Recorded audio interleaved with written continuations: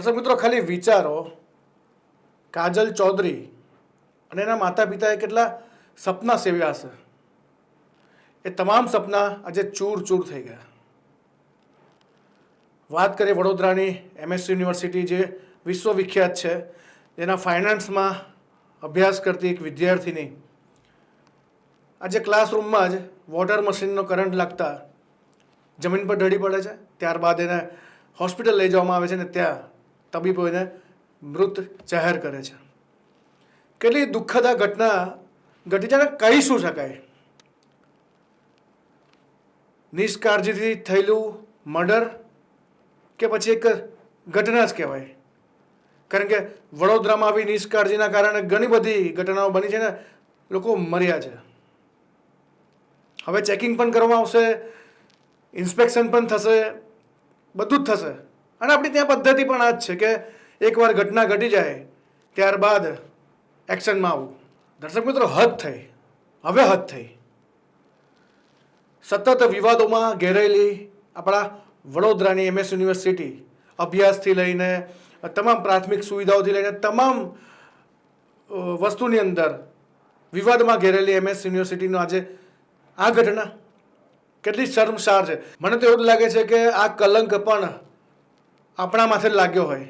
બસ યાર, હવે થાક્યા, હવે થાક્યા.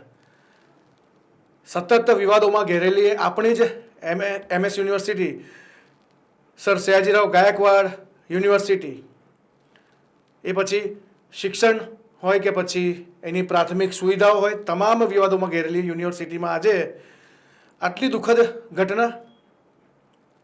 દર્શક મિત્રો, ખરેખર તપાસનો વિષય છે. કારણ કે હવે તપાસ થવી જોઈએ કે વાયરિંગ બરાબર હતું કે નહીં, વાયરિંગ બરાબર હતું તો અર્થિંગ હતું કે નહીં, ઇન્સ્પેક્શન થતું હતું કે નહીં સમયાંતરે. આ તમામ વિષયોની અંદર તપાસ થવી જોઈએ ને હવે થશે. કારણ કે આપણો ટ્રેન્ડ જ એ થઈ ગયો છે, આપણી પદ્ધતિ જ એ થઈ ગઈ છે કે જ્યારે કોઈ ઘટના ઘટે, કોઈનો ભોગ લેવાય, કોઈનો શિકાર થાય, ત્યારબાદ તપાસનો દોર શરૂ થતો હોય છે. દર્શક મિત્રો, મને તો એ નથી સમજાતું કે આપણી MS યુનિવર્સિટીને ગ્રહણ કોનું લાગ્યું છે. ખેર, હવે ઘોડા છૂટી ગયા પછી તબેલાને તાળા મારવા જેવા ઘાટ સર્જાશે. આખરે આપણા ભારતમાં કહેવત એક પ્રખ્યાત વાક્ય છે કે ઈશ્વરને ગમ્યું એ ઠીક હશે. હવે મારી વાણીને વિરામ આપતા આટલું જ કહીશ. પરંતુ વિચારજો કે ઈશ્વરને ખરેખર ગમ્યું છે ખરું.